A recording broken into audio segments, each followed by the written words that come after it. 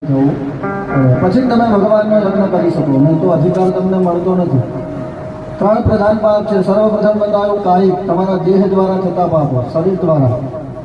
બીજા નંબરમાં છે વાચિક, તમારા બોલવાથી કોઈને ખોટું લાગ્યું, પાપ છે.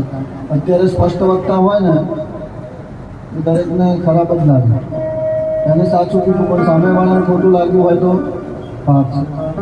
ત્રીજા નંબરમાં માનસિક, મનમાં કોઈના વિશે ખોટો વિચાર આવ્યો એ પણ પાપ. ભગવદ્ ગીતા એવું કહે છે. ન ખાવાનું ખાઈએ, ના પીવાનું પીધું હોય, ના જવાની જગ્યાએ ગયા, ના અડવાની વસ્તુને અડ્યા, વડીલોનું માન સન્માન ન જાળવી શક્યા, માતા પિતાની આજ્ઞાનું ક્યારેક પાલન ન થયું, આ બધા શાસ્ત્રમાં પાપ છે. દરેક પાપમાંથી મુક્ત થવા માટે શું કરવું પડે? ગૌદાન કરવું, ગાયનું દાન કરવું. કલયુગમાં ગાય લેવા જાવ તો મોંઘી આવે ને, ગાયને ઘાસ ખવડાવી છે. ત્રણેય જણાએ પોતાની શક્તિ પ્રમાણે ઓછામાં ઓછું 100 રૂપિયા, વધારે તમારી ઈચ્છા હોય એટલી. આમ તો રોજ ખવડાવવું જોઈએ, કારણ કે ગભરોની ગાય ખાવા ઉકરડા ફંફોસે છે અને સ્વાદની સવારી ફરે મારુતિ વાનમાં. ગાયોને પ્રભુ ઘાસ જડતું નથી અને કૂતરા ગાડીઓમાં ફરે છે. આ કલયુગ છે.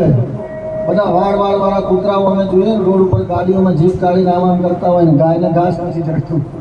આ આપણા દેશની કરુણતા છે. ગાયો વિશ્વસ્ય માતા, આખા વિશ્વની માતા ગાય છે. ગાયની જેટલી પૂજા કરો એટલું શ્રેષ્ઠ છે. ભગવાન નારાયણ બહુ પ્રસન્ન થાય. તો એ ગાય માતાને પ્રાર્થના કરવાની, બે હાથ જોડવાના, તમારા સમયે ગાયને ઘાસ.